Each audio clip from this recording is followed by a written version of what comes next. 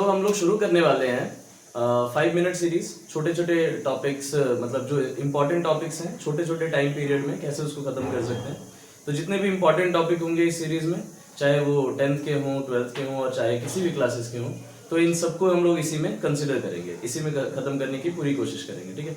सो एक important topic जो कई बार हर्डल बना रहता है क्लास 10 के पीरियड के लिए, क्लास 10 के बच्चों के लिए स्पेशली, और वो रहता है heating effect of electric current. तो सबसे पहले हम लोग समझेंगे कि heating effect of electric current होता क्या है। ठीक है। Heating effect of electric current को अच्छे से समझने के लिए हम लोगों को इन 4 पैरामीटर्स को समझना होगा। इन 4 पैरामीटर में सबसे पहले आता है definition, then after factors in which that depends upon, and also SI unit. SI unit की बात थोड़ी सी क्लियर रखनी है। एसआई यूनिट क्योंकि यहाँ पर कॉम्प्लेक्स होगा, मैं दोनों में कंपेयर करके बताऊंगा कि किन किन चीजों को एसआई यूनिट में कंसीडर करेंगे।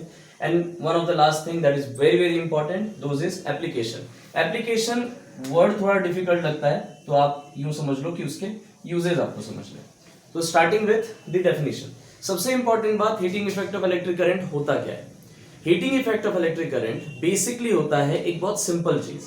मतलब अगर आप किसी भी कंडक्टर में जब आप इलेक्ट्रिक करंट को फ्लो करवाते हैं और उस इलेक्ट्रिक करंट के फ्लो के वजह से अगर उसमें किसी भी तरीके का हीटिंग इफेक्ट, किसी भी तरीके का हीट जनरेट होता है, तो that is called heating effect of current.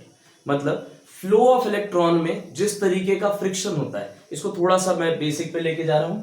तो डेफिनेशन में क्या याद रखना है कि किसी भी कंडक्टर में जब कभी आप करंट फ्लो करवाते हो तो इस करंट की वजह से जो हीट प्रोड्यूस होता है that is called heating effect of electric current. ये 3 कीवर्ड्स आप याद रखोगे तो ऐसे भी कभी भी डेफिनेशन कर लोगे, conductor, current and heat produced. Conductor, current and heat produce, और यू कैन से, मैं बोलूंगा करंट पहले याद रखो। ठीक है।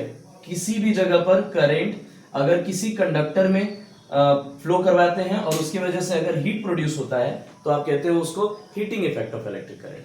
So that is the definition. Definition के लिए क्या लिख सकते हो, थोड़ा सा फाइनलाइज कर दे रहा हूं। Definition heating effect of electric current का होगा, सी एन इफेक्ट और अ phenomena in which an electric current, when an electric current passes through a conductor, then it produces heat, and this whole process or this whole phenomena is called heating effect of electric current. So now what are the factors on which it depends upon? It depends upon 3 important factors. So heat depends factor, Jin factors पे ये depend करता है वो होते हैं current, resistance और time. Current, resistance और time, इन तीनों चीजों को पहले थोड़ा सा क्लियर करके समझते हैं। अगर करंट नहीं प्रोड्यूस होगा, अगर आप किसी चीज में करंट नहीं दोगे तो इलेक्ट्रॉन के बीच में फ्रिक्शन नहीं होगा।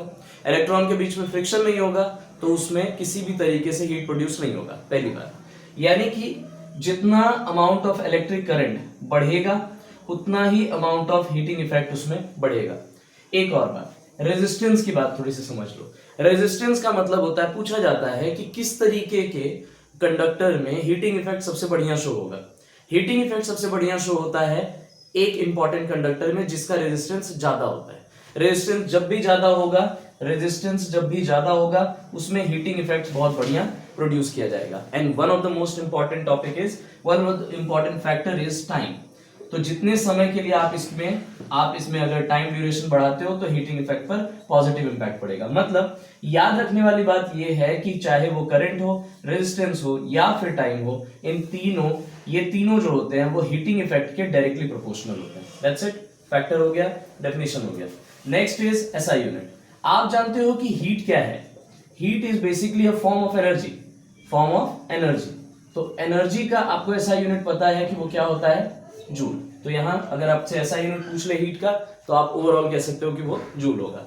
And the last one that is appliances. Appliances में हो जाएगा यूजेज जहां कहीं भी आपको ऐसा इंपैक्ट दिखता है। फॉर एग्जांपल एक एक करके समझते हैं। इलेक्ट्रिक करंट आप प्रोवाइड करो अगर किसी सर्किट में और आपको हीटिंग इफेक्ट दे, जैसे इलेक्ट्रिक आयरन, ठीक है, इलेक्ट्रिक आयरन, केटल्स, गीजर और भी किसी भी तरीके का कोई अप्लायंसेस जिसमें इलेक्ट्रिक करंट हीट के रूप में आप लेते हो। ठीक है। तो ये सारी चीजों को आप एग्जांपल के रूप में डाल सकते हो। केटल ले सकते हो, हीटर ले सकते हो, गीजर ले सकते हो, इस तरीके के सारे एग्जांपल डाल देना। ठीक है। So this is all for this topic. Diagram साथ साथ में बनाना, ये अभी ओपन सर्किट है, जब कभी डायग्राम बनाओ तो उसमें हमेशा क्लोज सर्किट बनाया करो। These are the basic recommendation for heating effect of electrical. I don't think कि ये टॉपिक अब इतना डिफिकल्ट रहेगा। बाकी और भी टॉपिक्स इस पे आते रहेंगे। Stay tuned. Thank you.